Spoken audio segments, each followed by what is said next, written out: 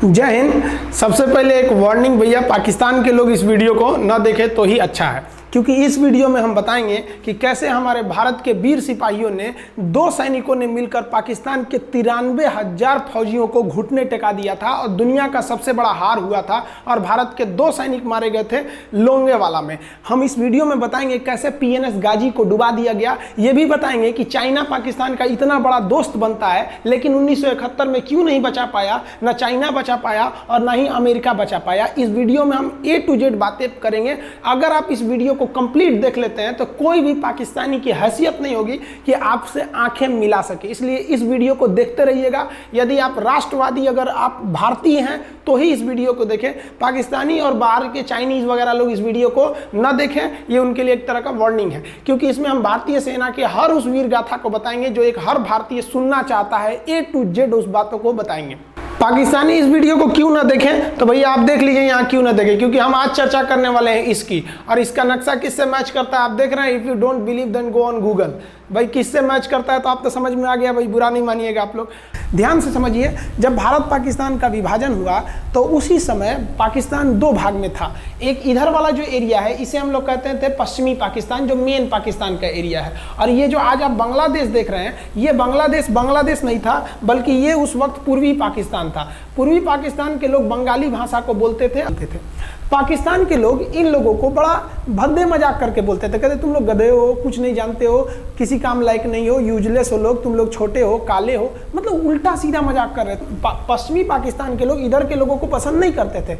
हो गया नहले पे दाला 1970 में। 1970 में इस पूर्वी पाकिस्तान के शेख मुजीबुर रहमान चुनाव जीत गए और वो यहाँ के प्रधानमंत्री के पद के चुनाव जीत गए। अब यहाँ की आर्मी ने क्या किया, उनको शपथ ही नहीं दिला रहे थे। इसलिए 70 के चुनाव जीतने के बाद शेख मुजीबुर रहमान जब देखे कि ऐसा है तो उन्होंने अपना भाषण दिया 7 मार्च को और कहा कि अब हम इस पूर्वी पाकिस्तान को एक अलग देश बनाएंगे जिसका नाम रहेगा बांग्लादेश। इस भाषण की वजह से आर्मी ने, पाकिस्तान की आर्मी ने 25 मार्च 1971 को गिरफ्तार करके अब पश्चिमी पाकिस्तान में अरेस्ट करके बंदी बनाकर रख दिया और यहाँ पर जुल्म करना चालू कर दिया। कहाँ पर भाई, तो पूर्वी बंगाल में, पूर्वी पाकिस्तान में, पूर्वी बंगाल में नहीं, पूर्वी पाकिस्तान में इन्होंने जुल्म करना चालू कर दिया। शेख मुजीबुर रहमान के गिरफ्तारी के विरोध में यहाँ मुक्ति वाहिनी नाम कर एक विद्रोही गुट तैयार हो गया था, लेकिन पाकिस्तान के, पश्चिमी पाकिस्तान के लोगों ने इस पूर्वी पाकिस्तान पे इतना भयानक जुल्म किया कि इस पूर्वी पाकिस्तान में इस पश्चिमी पाकिस्तान के लोगों ने यहाँ पर 30 लाख लोगों को कटवा दिया। 30 लाख लोगों को कटवा दिया। 4 लाख महिलाओं का बलात्कार कर दिया। अपने देश के 4 लाख औरतों का रेप किया। यहाँ पे इतना भयानक वो दृश्य है कि अगर हम उसको YouTube पे दिखा देंगे ना तो YouTube हमारे ऊपर क्लेम करेगा, भैया आप ये सब इतने भयानक दृश्य नहीं दिखा सकते। आप अंदाजा लगाइए इनकी क्रूरता का। ये अपने देश पर इतना भयानक जुल्म कर रहे हैं, इतना भयानक जुल्म किया इन लोगों ने कि शेख मुजीबुर रहमान की गिरफ्तारी के बाद इस जुल्म का नतीजा ये हुआ कि अप्रैल 1971 तक भारत में यहाँ से लोग भाग के आ गए कि भैया हम जिंदा रहेंगे तब तो, और यहाँ 10 लाख लोग भारत में आ गए शरण लेने के, भैया हमको बचाइए। तो इंदिरा गांधी जानती थी कि जब तक यहाँ शांति नहीं होगा तब तक ये लोग वापस नहीं जा सकते थे, और शांति का एक ही था कि यहाँ पे घुस के इनको मारा जाए ताकि ये पश्चिमी पाकिस्तान वाले लोग यहाँ पर सुधर सके। तो इंदिरा गांधी ने इसके लिए बात की जनरल फील्ड मार्शल मानेकशॉ से। उन्होंने सेना प्रमुख मानेकशॉ से कहा, सैम मानेकशॉ से, कि आप अभी युद्ध कीजिए, हम आदेश देते हैं आप अभी युद्ध कीजिए बांग्लादेश पे, हम अपने पड़ोसियों को इस तरह मरते नहीं छोड़ेंगे, आप इस पे हमला कीजिए। उस समय ये पूर्वी पाकिस्तान था। मानेकशॉ ने कहा कि ना, हम हमला नहीं करेंगे। कही अरे क्यों? कहा कि आप महीना देख रही हैं, अप्रैल का महीना है। अप्रैल के महीने का मतलब बरसात का दिन सर पे है, और बरसात के समय पूरब का हाल क्या होता है, एकदम भयानक बाढ़ आ जाती है। और उन्होंने एग्जाम्पल भी दिया कि सिकंदर की फौज भी हाथी लेके आई थी और कीचड़ में फंस गई थी, कि अगर यहाँ हम लड़ जाते हैं तो यहाँ बरसात रहेगा, हम यहाँ उलझ जाएंगे, ये एरिया सूखा रहेगा, चाइना का ऊपर से एरिया सूखा रहेगा, ये हमला कर देंगे, हमको 3 ओर से लड़ाई लड़ना पड़ेगा। मानेकशॉ ने इंदिरा गांधी से कहा कि आप 2-3 काम कर लीजिए। कब तक के लिए कि नवंबर तक हम लोग युद्ध नहीं करेंगे, लेकिन अप्रैल से नवंबर के बीच में हम अपने सैनिकों को इस एरिया में लड़ने के लिए ट्रेनिंग दे सकते हैं। मुक्ति वाहिनी उसको हम ट्रेनिंग दे सकते हैं। और इसी में 1971 में हमारी जो थी भारत और रूस की एक समझौता पर हस्ताक्षर हो गया। अब हम लोगों ने पाकिस्तान को एक बारूद के ढेर पर बैठा दिया था। इंतजार था तो इस बात का कि उस बारूद में एक चिंगारी की और तब पाकिस्तान तबाह हो जाता। इत्तेफाक देखिए, उस बारूद के ढेर पर खुद चिंगारी जलाई पाकिस्तान ने। कैसे? तो समझिए कैसे। हम लोग का था कि इधर हम लोग ऑफेंसिव हो जाएंगे, मतलब इधर भयानक हमलावर हो जाएंगे, और इधर हम लोग डिफेंसिव रहेंगे, मतलब इधर कम हमला करेंगे, ताकि हम लोग का मेन मकसद पाकिस्तान से युद्ध नहीं था। हमारा मेन मकसद था हमारे अपने बांग्लादेशी भाइयों पर जो जुल्म हो रहा था, जो उनकी बहनों को रेप हो रहा था, इतना भयानक किया था वहाँ पर पाकिस्तानियों ने कि बाप के सामने बेटी का रेप करते थे और उसके बाद बाप को मार के कहते थे तू भी रेप कर। इतना मतलब मानवता पूरी खत्म कर दिया गया वहाँ पर। तो भारत ने कहा कि इधर हम डिफेंसिव रहेंगे। पाकिस्तान को ये खबर लग गई कि भारत ना इधर कमज़ोर है। अरे भैया, इधर हम कमज़ोर थोड़ी हैं, इधर कम सैनिक रखे हैं और इधर हम भयानक रखे हैं, तो इसका मतलब ये थोड़ी है कि हम कमज़ोर हो जाएंगे। भैया कहा जाता है ना कि सोनार के घर का कचड़ा भी बनिया के बादाम से महंगा बिकता है। देखिए, हम लोग ठंडी का इंतजार ही कर रहे थे कि पाकिस्तान ने गलती कर दिया। उसने 3 दिसंबर को अचानक हमला कर दिया श्रीनगर पे, पठानकोट पर, चंडीगढ़ पर, यहाँ पर आगरा हवाई अड्डे पर तबातोड़ हमला कर दिया। एयरफोर्स का इतना भयानक हमला पाकिस्तान का भारत पर हुआ कि भारत देखते रह गया। धड़ पाकिस्तान की जहाजें एंट्री मार गई सब भारत में, उसकी एयरफोर्स एंट्री कर दी। इतना भयानक हमला था, इतना भयानक कि भारत का एक भी सैनिक नहीं मरा। समझ रहे ना कितना भयानक हमला था। अरे भाई, आप यहाँ पर घुस जाएंगे हमारे देश में तो क्या हो जाएगा भैया? मूस मोटैयन लोढ़ा होइयन, हाथी घोड़ा थोड़े होइयन। भारत तो इसी का इंतजार कर रहा था। देहात में कहावत कहा जाता है कि रोए के रानी तले अखिए खुदा गई। भैया हम प्लाने कर रहे थे कि हमला करने के लिए कि आप हमारे पे हमला करिए दीजिए। अब विश्व का भी दबाव नहीं आएगा हमारे ऊपर कि भैया हमला तो आपने किया है, अब हम लोग छोड़ेंगे नहीं। भारत एकदम दृढ़ निश्चय कर लिया। इसी बीच पाकिस्तान को एक खतरनाक खबर लग गई। क्या थी खबर भाई? तो देखिए, पाकिस्तान को खबर लगी कि भारत की ज़्यादातर फौज इस पूर्वी पाकिस्तान की ओर डिप्लॉयड है और यहाँ राजस्थान के जैसलमेर जिला में एक जगह है लोंगेवाला। उस लोंगेवाला में केवल और केवल 120 फौजी हैं।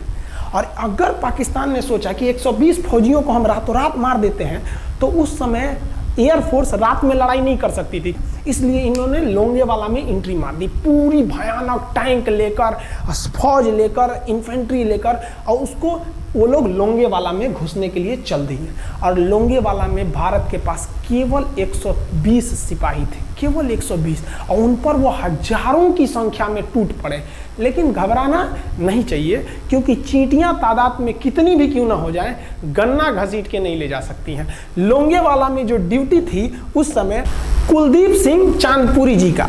कुलदीप सिंह चांदपुरी सरदार हैं, आप देखे होंगे बॉर्डर मूवी में इनका रोल सनी देओल ने किया है। अब ये कुलदीप सिंह, ये भैया पंजाबी सिख, अब ये लोग 1.25 लाख से नीचे कुछ सोचते ही नहीं है। चिड़िया नू में बाज लड़ावा, गिदड़ नू में शेर बनावा, और 1.25 लाख नू एक लड़ावा, तब गोविंद सिंह नाम रखावा। खबर आया कि आपसे जो लड़ने आ रहे हैं ना पाकिस्तान की ओर से, वो ब्रिगेडियर तारिक मीर आ रहा है। उसके पास टैंक है, 2800 फौज है, बहुत ही तेज रफ्तार से आ रहा है।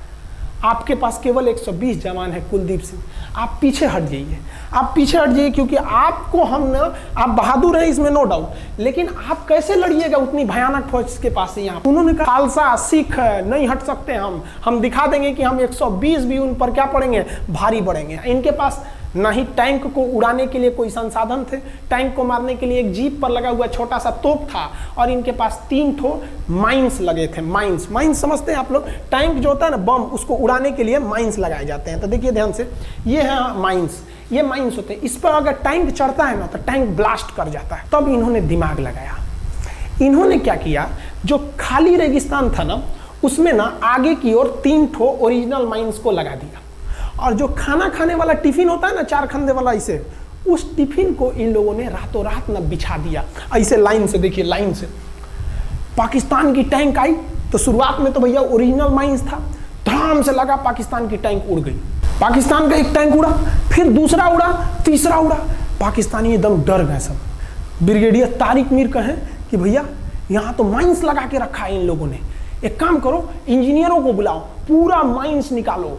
अब ब्रिगेडियर जो हमारे मेजर कुलदीप सिंह थे ये जानते थे कि बाबू अगर हम तुमको रात भर रोक दिए ना तो सुबह हमारी एयरफोर्स आएगी, तुमको जिंदा नहीं छोड़ेगी।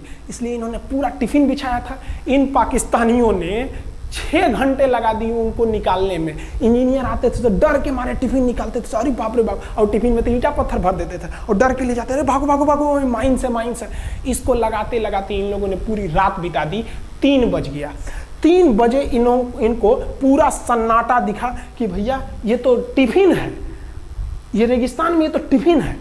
अब उन्होंने कहा कि आदेश दिया कि हमला करो। तो कुलदीप सिंह जो थे चांदपुरी, उन्होंने बालू के बीच में ऐसे गड्ढे बना रखे थे और अपने फौजियों को ना 2 किलोमीटर एरिया में बिछा दिया था, एक उधर एक इधर एक इधर।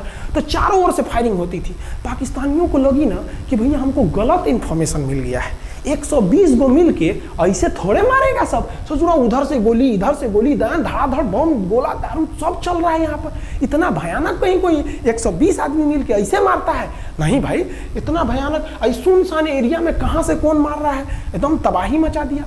कुलदीप सिंह चांदपुरी ने क्या तबाही मचाया था आप देखना चाहते हैं तो देखिए उन लोगों ने क्या तबाही मचाया था। ये है पाकिस्तान का टैंक, ये धज्जी उड़ गया था टैंक का, थुथुर तूर दिया इसका यहाँ पे। ये देखिए टैंक का, पाकिस्तानी देख रहे हैं कि भैया सब चक्का उक्का फेंका गया। बताइए ये चांदपुरी साहब कैसा करना चाहिए? ये कोई वीडियो गेम खेल रहे हैं? मार के धज्जी उड़ा दिया। अरे पाकिस्तान बच्चा है, अपने बच्चा है, बिगड़ गया, आराम से मारिए। ऐसे एकदम धज्जी उड़ा दिए हैं बेचारा सबको। पाकिस्तान के टैंक को धज्जी उड़ा के उस पर भारतीय सैनिक खड़ा होकर फोटो खिंचवा रहा था। फोटो खींचे फोटो खींच, उस समय सेल्फी नहीं था ना, तो आगे से फोटो खींचना, फोटो खींचे। यहाँ पे आने वाली पीढ़ियों को ये प्रेरणा देगी। बताइए इतना सुंदर गाड़ी लेके आया था पाकिस्तान मारने के लिए, हाँ बेचारा ऐसे मारा जाता है? हाँ अरे ब्रिगेड मेजर साहब आप भी बच्चा है, बच्चा को थोड़ा आराम से मारिए। देखिए इसका थोबड़ा बिगाड़ दिया गाड़ी का। ओहो, ऐसे नहीं मारना चाहिए, लेकिन क्या कीजिएगा, बच्चा बिगड़ जाता है तो धोना ही पड़ता है। ये हाल कर दिया रात भर में। सोचिए रात में इतना बुरा मारा, दिन में दिखता तो पूछ डाल रहा पूरा। एकदम भयानक तबाही मचा दिया मेजर कुलदीप सिंह चांदपुरी ने। इनके आगे कौन खड़े थे? ब्रिगेडियर पाकिस्तान के ब्रिगेडियर साहब। ब्रिगेडियर साहब को कहने लगी भैया ये तो बहुत बुरा मार रहा है सब। तब तक हो गया सुबह, और सुबह के वक्त हमारे जो हंटर जहाज थे, उस समय जो जहाजें थी वो हंटर जहाज थी। ये हंटर जहाजें रात में नहीं उड़ सकती थी लेकिन दिन में उड़ सकती थी। रात भर तक कुलदीप सिंह चांदपुरी ने ऐसा कूचा पाकिस्तानियों को, इतना कूच दिया कि भोर हुआ तो बाकी का कसर पूरा कर दिया हमारे हंटर विमानों ने। ये हंटर विमान जब आए सब तो इतना भयानक तबाही मचाए सब पाकिस्तान के जहाजों का कि आप हुलिया देखेंगे ना, पाकिस्तान के टैंक का ऐसे पड़ गया। ये सब टैंक पूरा तबाह हो गया, सब पूरी तरह ध्वस्त हो गया इतनी भयानक युद्ध में। 3 तारीख को पाकिस्तान ने हमले की शुरुआत की और ये 4 तारीख का शकल देखिए पाकिस्तान का। इतना भयानक धज्जी उड़ा दिया पाकिस्तान का जिसका कोई हद नहीं।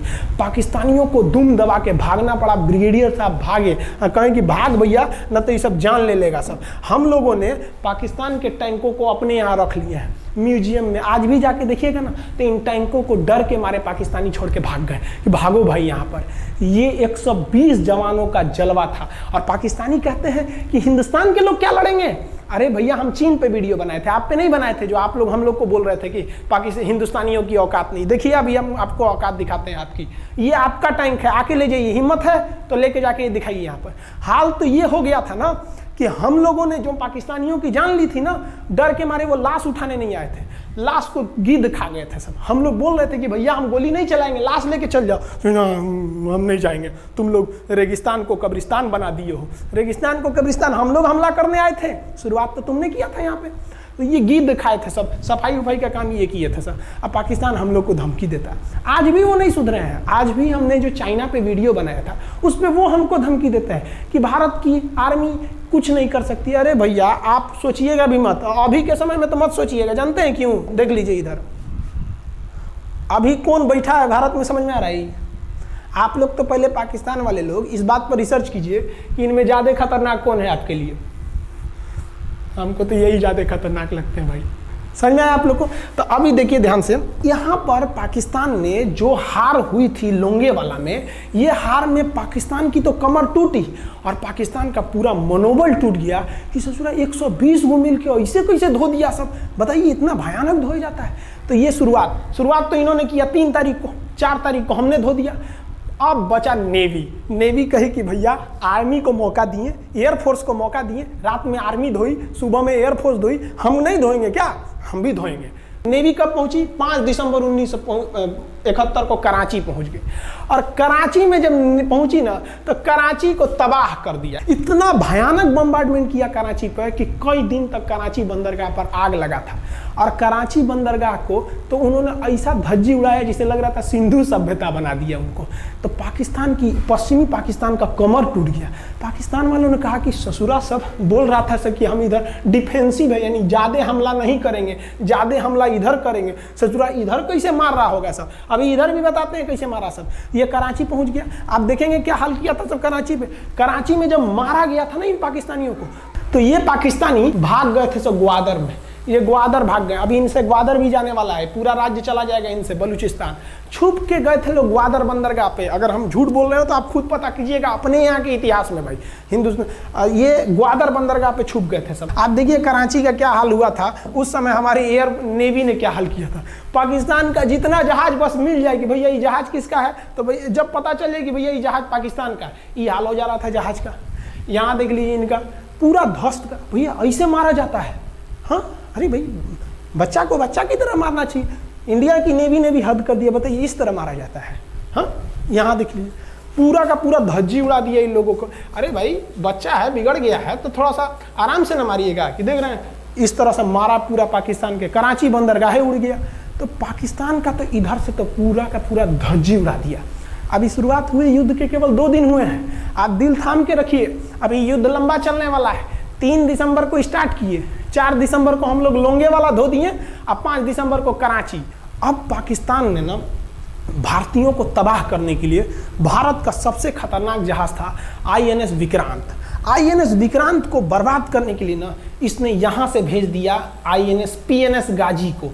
गाजी एक पनडुब्बी थी, उसको आदेश दिया गया कि जाके मार के आओ। किसको? विक्रांत को। क्योंकि अगर विक्रांत जहाज डूब जाता तो वाकई उस समय हमको युद्ध जीतने में बहुत दिक्कत आ जाती। तो ये गाजी कैसे डूबा, इसको हम लोग एगो खराब जहाज से मार दिए। तो अब इधर समझते हैं कि जब उधर इतना भयानक धोए तो इधर कितना बुरा धोए होंगे, इसको बारे में हम लोग समझते हैं। भारतीय सेना अब पूरब की ओर क्या क्या काम की, इसको ध्यान से समझिए। ये मुक्ति वाहिनी जो थी बांग्लादेश की, वो अंदर ही पाकिस्तानी फौजियों को मार रही थी गली कुची में दौड़ा दौड़ा के, क्योंकि इन पाकिस्तानी फौजियों ने वहां पर रेप किया, मर्डर किया और इनका साथ दे रही थी इधर से हमारी इंडियन आर्मी और ऊपर से हमारा एयरफोर्स। ये तबाह कर दिए थे, इनको भागने के लिए भी जगह नहीं था। और इसी में इनका सबसे बड़ा सरदर्द बन गया था इंडियन नेवी, क्योंकि इनको जो मदद थी, देखिए ये पूर्वी पाकिस्तान है, इनको मदद जब भी मिलेगी तो इधर से ही मिलेगा। अब बताइए यहाँ से तो कोई जाएगा नहीं, बेवकूफ़ भी नहीं होगा जो इधर से मदद करने जाएगा। रास्ते में ही एयरफोर्स मार के गिरा देती थी, ट्रक वगैरह जाएगा नहीं। तो नेवी से ये इन लोग मदद देते थे। भैया यहाँ पे जो इनके फौजी लड़ रहे थे उनको खाना पीना भी खत्म हो गया था। अब इनको बर्बाद कर दिया भारत। INS विक्रांत, INS विक्रांत उस समय का बहुत बड़ा जहाज था इस साउथ एशिया के देशों का, और यहाँ से उस इतना बड़ा जहाज था कि उसके ऊपर से लड़ाकू जहाजें उड़ती थी। वो एयरफोर्स यहाँ से भी बम मारता था, मिसाइलें मारता था, ऊपर से लड़ाकू जहाजें और हेलीकॉप्टर छोड़ देता था, जो ताकि मुक्ति वाहिनी को कोई दिक्कत ना है। मुक्ति वाहिनी मारती थी और आर्मी पूरी तरह से उसने यहाँ से हमारा विक्रांत ने चटगांव बंदरगाह को तबाह कर दिया। अब बांग्लादेश का देखिएगा वर्तमान में, उस समय तो पूर्वी पाकिस्तान था, ये चटगांव उस समय पाकिस्तानी आर्मी नेवी का एक बहुत बड़ा केंद्र था। इधर हम लोग ने उड़ा दिया कराची, इधर उड़ा दिया हम लोग ने चटगांव। अब मुक्ति वाहिनी को कोई खास दिक्कत नहीं आ रहा था। अब पाकिस्तान ने कहा कि हर हाल में इस विक्रांत को बर्बाद करो। देखिए ये विक्रांत है, विक्रांत जहाज जो था इस पे से इसके ऊपर देखिए आपको लड़ाकू जहाजें दिखेंगी। PNS गाजी को क्या आदेश दिया गया था भाई कि तुमको जाना है और इस विक्रांत को बंगाल की खाड़ी में जाने के बाद इसी में डुबा देना है। अब पाकिस्तान वालों का इतना दिन तो अच्छा था नहीं, भारतीय खुफिया एजेंसी को पता चल गया कि पाकिस्तान की पनडुब्बी वो समुद्र के अंदर अंदर चलती है, उसको साइलेंट किलर कहा जाता है। पाकिस्तान की पनडुब्बी चल दी है पश्चिमी पाकिस्तान से बंगाल की खाड़ी की ओर, ये अरब सागर से बंगाल की खाड़ी की ओर चल दिया। अब विक्रांत को बचाना हर हाल में जरूरी था, इसलिए हम लोग विक्रांत को छुपा दिए, मतलब थोड़ा सेफ्टी दे के रखने लगे। और इस पीएनएस गाजी जो था, पीएनएस गाजी को देखेंगे, पीएनएस का मतलब था पाकिस्तानी नेवल शिप, पीएनएस गाजी, ये मारने आ गया किसको? विक्रांत को। इस पीएनएस गाजी को अगर कोई मार के डुबा सकता था तो वो था आईएनएस राजपूत। लेकिन ये जो आईएनएस राजपूत आप इमेज में देख रहे हैं, ये उस समय समस्या क्या था इस आईएनएस राजपूत के साथ, क्योंकि इसके इंजन में कुछ खराबी आ गई थी और ये बिगड़ गया था, और बिगड़ के इसको विशाखापट्टनम पे बनाया जा रहा था, रिपेयर किया जा रहा था, इंजन ही गड़बड़ हो गया था। तो भारतीयों का यहीं पे दिमाग काम आया। भारतीयों ने सोचा क्यों ना हम पीएनएस गाजी को खुद बुला के लाएं, कहाँ पर? विशाखापट्टनम पे। तो लोगों ने कहा कि भैया ये आएगा विशाखापट्टनम में, कि आओ आईएनएस राजपूत हमको मार दो। तो कहा कि नहीं, देखिए कैसे आएगा। भारतीयों को पता था कि हिंदुस्तान में पाकिस्तानियों के कुछ ना कुछ जासूस होंगे और वो पाकिस्तान को पल पल की खबर दे रहे होंगे। भारतीयों ने क्या किया, आईएनएस विक्रांत के जितने भी अधिकारी थे उनसे कहा कि आप लोग अपने अपने घर फ़ोन कीजिए कि हम विशाखापट्टनम आ रहे हैं, तुम लोग हमको छुट्टी मिला है, विशाखापट्टनम में 10 दिन रुकेंगे, हमारे लिए तुम लोग खाना पीना अच्छा से बनाओ। लड़कों से उन लोगों को खबर खिला दिया। विशाखापट्टनम में जितने मछुआरे थे उनको कहा गया कि आप लोग हट जाइए, बहुत बड़ा जहाज आने वाला है, बहुत बड़ा जहाज विक्रांत आ रहा है, यहाँ पे आप लोग खाली कर दीजिए, आईएनएस विक्रांत आ रहा है। यहाँ पर क्या किया गया, ऑर्डर दिया गया, बहुत सारे फल सब्जी अंडा ब्रेड, कि भैया ये इतने बड़े जहाज के लिए जा रहा है, 6 महीने का खाना चाहिए। ये खबर आग की तरफ फैल गई पाकिस्तानियों को। अब पाकिस्तान में खबर लग गई कि भैया आईएनएस विक्रांत यहाँ नहीं है, आईएनएस विक्रांत विशाखापट्टनम पे है। अरे बकलोलवा, विशाखापट्टनम पर पीएनएस गाजी की मौत यमराज इंतजार कर रहा था, आईएनएस राजपूत। ये गधा जो था पीएनएस गाजी, ये मुड़ गया किधर की ओर? विशाखापट्टनम की ओर। और विशाखापट्टनम पर चुपचाप शांति से खड़ा हुआ जहाज आईएनएस राजपूत इंतजार कर रहा था, तो पानी के अंदर अंदर आओ। ये अभी बाहर निकला हुआ है, पानी के अंदर रहती है। और आईएनएस राजपूत देखा कि ये आ रहे हैं, वो आईएनएस राजपूत को मारता कि इससे पहले ही आईएनएस राजपूत मार के तबाह कर दिया पीएनएस गाजी को। पीएनएस गाजी पर को डूबने के बाद पाकिस्तान को बहुत बड़ा सदमा लग गया। पाकिस्तान को यह एहसास हो गया कि अब हम कभी नहीं जीत सकते हैं, क्योंकि ये पीएनएस गाजी अमेरिका से खरीदा हुआ एक बहुत ही शक्तिशाली पनडुब्बी थी जिसे कोई डुबा नहीं सकता था, और हम लोगों ने उसको इस जहाज से डुबाया जो जहाज खराब हो चुका था, जिसका इंजन खराब था। भारतीय सेना का मोराल पूरे 7वें आसमान पर था और पाकिस्तानी दिन पर दिन बर्बाद हो रहे थे। अब पाकिस्तानियों को लगा अब क्या करेंगे, तो पाकिस्तानियों ने अमेरिका में फ़ोन किया, भैया आप कुछ कीजिए। तो अमेरिका ने ना यूएनओ में मुद्दा उठा दिया, यूनाइटेड नेशन ऑर्गेनाइजेशन, इसकी जो सिक्योरिटी काउंसिल है, सुरक्षा परिषद, इसमें कह दिया पूर्वी पाकिस्तान पर जुल्म कर रहा है, मार रहा है। तो रसिया उस समय हमारा साथ दिया, कहा कि तू देर जानता है जुल्म कर रहा है, भारत जो कर रहा है सही कर रहा है, हम इस प्रस्ताव के खिलाफ में वीटो करते हैं। वीटो अगर कोई देश, 5 देश को वीटो है, इस पर अलग चर्चा करेंगे, अगर किसी ने वीटो कर दिया तो प्रस्ताव रद्द हो जाता है। तो पाकिस्तान की एक और उम्मीद यहाँ पर अपना दम तोड़ दी। अब पाकिस्तान कहा अमेरिका से कि भैया आप ही हमको बचा लीजिए। तो अमेरिका ना पाकिस्तान की ओर से भारत पर हमला करने के लिए अपना सबसे खतरनाक जहाज भेज दिया, 7वां बेड़ा। देखेंगे 7वां बेड़ा को, अगर इतना भयानक था 7वां बेड़ा, ये अमेरिका का साथ अकेले चलता ही नहीं था, इतनी पूरी फौज के साथ, नेवी के साथ चलता था। ये किस लिए आया था? विक्रांत को डुबाने के लिए, और इसका साइज विक्रांत से डबल था, इसके आगे विक्रांत नहीं टिक पाता। अब इंदिरा गांधी भी टेंशन में रह गई। ले, तब उस समय इंदिरा गांधी को याद आया कि भैया हमारा एक और तो हम समझौता करके आए हैं, अगर अमेरिका पाकिस्तान का साथ दे सकता है तो रूस से हम भी तो समझौता करके आए हैं। तो भारत ने रूस को कहा कि भैया अमेरिका इतना भयानक 7वां बेड़ा भेज दिया, आप हमारी मदद कीजिए। तो रूस ने कहा टेंशन क्या लेते हो, देखो हम बोलते हैं। रूस ने परमाणु पनडुब्बी भेज दी और रूस ने अपना 40वां बेड़ा भेज दिया। आप देखेंगे ये रूस का 40वां बेड़ा है, ये अपने भारी भरकम जहाजों के पूरे ग्रुप के साथ चल दिया, कहा कि चल भैया देखते तुमको कौन मारेगा भारत को। और अमेरिका को सीधा कह दिया कि भैया विक्रांत पर अगर आपने हमला किया तो ये हमला हम रूस पर हमला मान लेंगे। यहाँ पर खड़ा था भारत का विक्रांत और उसकी सपोर्ट में खड़ा था रूस का 40वां बेड़ा। और रूस ने यमन से अपनी एयरफोर्स को भी कह दिया था कि भैया तुम भारत की देखभाल करना। तो भारत की सुरक्षा के लिए इतने लोग, और अमेरिका अपना 7वां बेड़ा लेके यहाँ मुंह देख रहा था, और ब्रिटेन ने भी अपने ईगल नाम के बेड़ा को भी भेज दिया था। तो ये 2 लोग हमारे खिलाफ आ गए थे लड़ने के लिए। कितना, अब बताइए, हम लोग बांग्लादेश की भलाई सोच रहे थे, और अमेरिका का 7वां बेड़ा और रूस का ब्रिटेन का ईगल हम लोग के खिलाफ था, और हमारा अपना विक्रांत और रूस की एयरफोर्स और उसकी 40वां बेड़ा हमारे साथ थी। ये पूरी तरह से बाउंड्री बना दिया था 40वां बेड़ा। 40वां बेड़ा का कहना था कि भैया हमारे जहाज पर ऑटोमेटिक मिसाइल लगी है, तुम अगर इधर आओगे तो हम मार देंगे तुमको ऐसे ही।